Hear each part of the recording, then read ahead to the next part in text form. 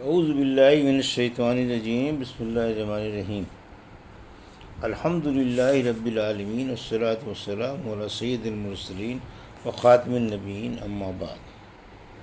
صحیح بخاری، باب کتاب الکفالہ، حدیث نمبر 2295، اردو ترجمہ۔ جو شخص کسی میت کے قرض کا ضامن بن جائے تو اس کے بعد اس سے رجوع نہیں کر سکتا۔ حضرت حسن بصری نے بھی یہی فرمایا۔ ہم سے ابو عاصم نے بیان کیا، ان سے یزید بن ابی عبید نے، ان سے سلمہ بن عقوع رضی اللہ عنہ نے کہ نبی کریم صلی اللہ علیہ وسلم کے یہاں نماز پڑھنے کے لیے کسی کا جنازہ آیا۔ آپ صلی اللہ علیہ وسلم نے دریافت فرمایا، کیا اس میت پر کسی کا قرض تھا؟ لوگوں نے کہا کہ نہیں۔ آپ نے ان کی نماز جنازہ پڑھا دی۔ پھر ایک اور جنازہ آیا۔ آپ نے دریافت فرمایا، میت پر کسی کا قرض تھا؟ لوگوں نے کہا کہ ہاں تھا۔ یہ سن کر آپ نے فرمایا کہ پھر اپنے ساتھی کی تم ہی نماز پڑھ لو۔ ابو قتادہ رضی اللہ عنہ نے عرض کیا، یا رسول اللہ، ان کا قرض میں ادا کر دوں گا۔ تب آپ نے ان کی نماز جنازہ پڑھائی۔ حدیث نمبر 2296، اردو ترجمہ۔ ہم سے علی بن عبداللہ مدینی نے بیان کیا، ان سے سفیان بن عینیہ نے بیان کیا، ان سے عمرو بن دینار نے بیان کیا، ان سے محمد بن علی باقر سے سنا، انہوں نے محمد بن علی باقر سے سنا، اور ان سے جابر بن عبداللہ رضی اللہ عنہ نے بیان کیا کہ نبی کریم صلی اللہ علیہ وسلم نے فرمایا، اگر بحرین سے جزیے کا مال آیا تو میں تمہیں اس طرح دونوں لپ بھر بھر کر دوں گا، لیکن بحرین سے مال نبی کریم صلی اللہ علیہ وسلم کی وفات تک نہیں آیا۔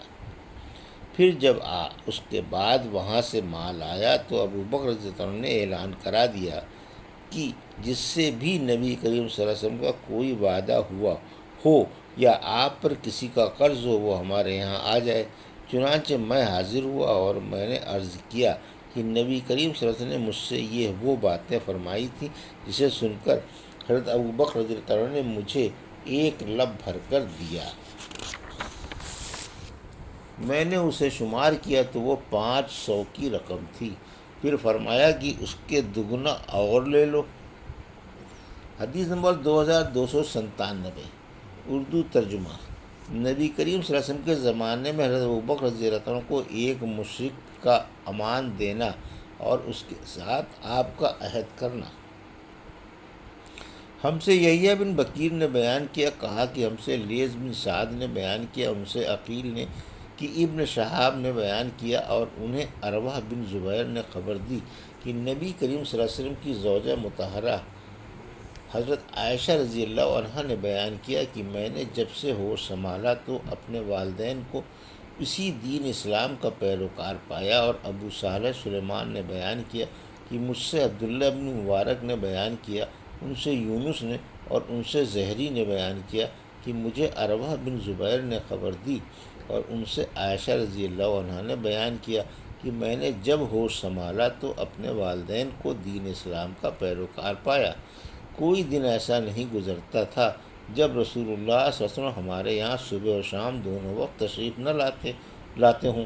پھر جب مسلمان کو بہت زیادہ تکلیف ہونے لگی تو ابو بکر رضی اللہ عنہ نے بھی ہجرت حبشہ کا ارادہ کیا۔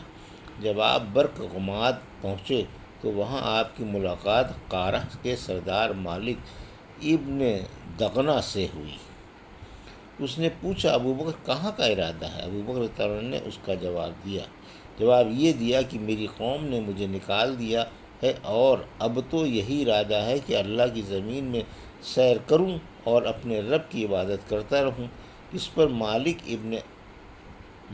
ابن دغنہ نے کہا کہ آپ جیسا انسان اپنے وطن سے نہیں نکل سکتا اور نہ اسے نکالا جا سکتا ہے، کہ آپ تو محتاجوں کے لیے کماتے ہیں، صلہ رحمی کرتے ہیں، مجبوروں کا بوجھ اپنے سر لیتے ہیں، مہمان نوازی کرتے ہیں، اور حادثوں میں حق بات کی مدد کرتے ہیں۔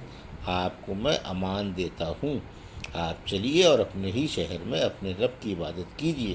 چنانچہ ابن دغنہ اپنے ساتھ ابو بکر رضی اللہ عنہ کو لے آیا، اور مکے پہنچ کر کفار قریش کے تمام اشراف کے پاس گیا اور ان سے کہا، کہ ابو بکر جیسا نیک آدمی اپنے وطن سے نہیں نکل سکتا اور نہ اسے نکالا جا سکتا۔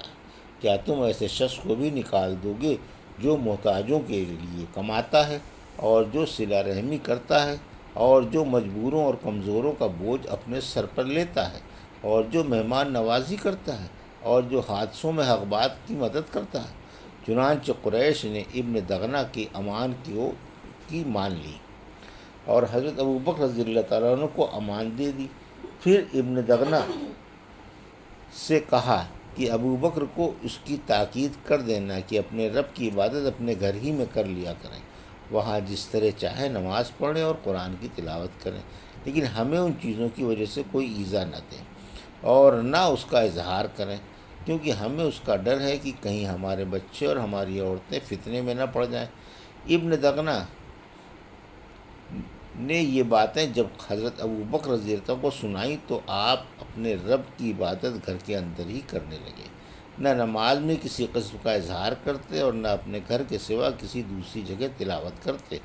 پھر حضرت ابو بکر صدیق رضی اللہ عنہ نے کچھ دنوں بعد ایسا کیا کہ آپ نے اپنے گھر کے سامنے نماز کے لیے ایک جگہ بنا لی۔ اب آپ ظاہر ہو کر وہاں نماز پڑھنے لگے اور اسی پر تلاوت قرآن کرنے لگے۔ بس پھر کیا تھا، مشرکین کے بچوں اور ان کی عورتوں کا مجمع لگنے لگا، سب حیرت اور تعجب کی نگاہوں سے انہیں دیکھتے۔ ابو بکر رضی اللہ عنہ بڑے ہی رونے والے تھے، جب قرآن پڑھنے لگتے تو آنسوؤں پر قابو نہ رہتا۔ اس صورتحال سے اکابر مشرکین قریش گھبرائے اور سب نے ابن دغنہ کو بلا بھیجا۔ ابن دغنہ ان کے پاس آیا تو ان سب نے کہا کہ ہم نے تو ابو بکر کو اس لیے امان دی تھی کہ وہ اپنے رب کی عبادت گھر کے اندر ہی کریں، لیکن وہ تو زیادتی پر اتر آئے اور گھر کے سامنے نماز پڑھنے کی ایک جگہ بنا لیے۔ نماز بھی سب کے سامنے ہی پڑھنے لگے اور تلاوت بھی سب کے سامنے کرنے لگے ہیں۔ ڈر ہمیں اپنی اولاد اور عورتوں کا ہے کہ کہیں وہ فتنے میں نہ پڑ جائیں، اس لیے اب تم ان کے پاس جاؤ، اگر وہ اس پر تیار ہو جائیں کہ اپنے رب کی عبادت صرف اپنے گھر کے اندر ہی کریں پھر تو کوئی بات نہیں، لیکن اگر انہیں اس سے انکار ہو تو تم ان سے کہو کہ وہ تمہاری امان تمہیں واپس کر دیں، کیونکہ ہمیں یہ پسند نہیں کہ تمہاری امان کو ہم توڑیں، لیکن اس طرح انہیں اظہار اور اعلان بھی کرنے نہیں دیں گے۔ حضرت عائشہ رضی اللہ عنہ نے بیان کیا کہ اس کے بعد ابن دغنہ حضرت ابو بکر صدیق رضی اللہ عنہ کے پاس آیا اور کہا کہ آپ کو معلوم ہے وہ شرط جس پر میرا آپ سے عہد ہوا تھا، آپ اس شرط کی حدود میں رہے یا میری امان مجھے واپس کر دیں، کیونکہ میں پسند نہیں کرتا کہ عرب کے کانوں تک یہ بات پہنچے کہ میں نے ایک شخص کو امان دی تھی لیکن وہ امان توڑ دی گئی۔ حضرت ابو بکر رضی اللہ عنہ نے فرمایا، میں تمہاری امان تمہیں واپس کرتا ہوں، میں تو بس اپنے اللہ کی امان سے خوش ہوں۔ رسول کریم صلی اللہ علیہ وسلم نے ان دنوں مکے ہی میں موجود تھے۔ آپ صلی اللہ علیہ وسلم نے فرمایا کہ مجھے تمہاری ہجرت کا مقام دکھلایا گیا ہے، میں نے ایک کھاری نمکین زمین دیکھی ہے جہاں کھجور کے باغات ہیں اور وہ دو پتھریلے میدانوں کے درمیان میں ہے۔ جب رسول اللہ صلی اللہ علیہ وسلم نے اس کا اظہار فرما دیا تو جن مسلمانوں نے ہجرت کرنی چاہی وہ پہلے ہی مدینے ہجرت کر کے چلے گئے، بلکہ بعض وہ صحابہ بھی جو حبشہ ہجرت کر کے چلے گئے تھے وہ بھی مدینے آ گئے۔ حضرت ابوبکر صدیق رضی اللہ عنہ بھی ہجرت کی تیاریاں کرنے لگے تو رسول اللہ صلی اللہ علیہ وسلم نے ان سے فرمایا، جلدی نہ کرو، امید ہے کہ مجھے بھی جلدی ہی اجازت مل جائے گی۔ حضرت ابوبکر رضی اللہ عنہ نے پوچھا، میرے ماں باپ آپ پر فدا ہوں، کیا آپ کو اس کی امید ہے؟ آپ نے فرمایا کہ ہاں ضرور۔ چنانچہ ابوبکر صدیق رضی اللہ عنہ رسول اللہ صلی اللہ علیہ وسلم کا انتظار کرنے لگے تاکہ آپ کے ساتھ ہجرت کریں۔ ان کے پاس 2 اونٹ تھے، انہیں 4 مہینے تک وہ ببول کے پتے کھلاتے رہے۔ حدیث نمبر 2298، اردو ترجمہ۔ ہم سے یحییٰ بن بکیر نے بیان کیا، کہا کہ ہم سے لیث نے بیان کیا، ان سے عقیل نے، ان سے ابن شہاب نے، ان سے ابو سلمہ نے اور ان سے ابو ہریرہ رضی اللہ عنہ نے کہ رسول کریم صلی اللہ علیہ وسلم کے پاس جب کسی ایسی میت کو لایا جاتا جس پر کسی کا قرض ہوتا تو آپ صلی اللہ علیہ وسلم فرماتے کہ کیا اس نے اپنے قرض کے ادا کرنے کے لیے بھی کچھ چھوڑا ہے؟ پھر اگر کوئی آپ کو بتا دیتا کہ ہاں اتنا مال ہے، جس سے قرض ادا ہو سکتا ہے تو آپ اس کی نماز پڑھاتے، ورنہ آپ صلی اللہ علیہ وسلم مسلمانوں ہی سے فرما دیتے کہ اپنے ساتھی کی نماز پڑھ لو۔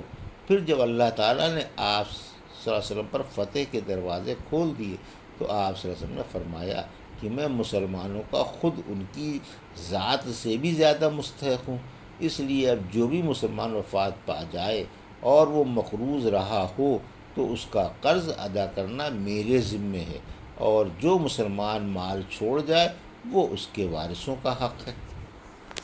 یہ تھی صحیح بخاری باب کتاب الکفالہ کی حدیث نمبر 2295 سے 2298 کا اردو ترجمہ جو ابھی آپ نے سماعت فرمایا۔ اللہ سے دعا ہے کہ اللہ میرے حدیثوں کی صحیح سمجھ عطا فرما اور ان پر عمل کرنے کی توفیق عطا فرما، آمین یا رب العالمین۔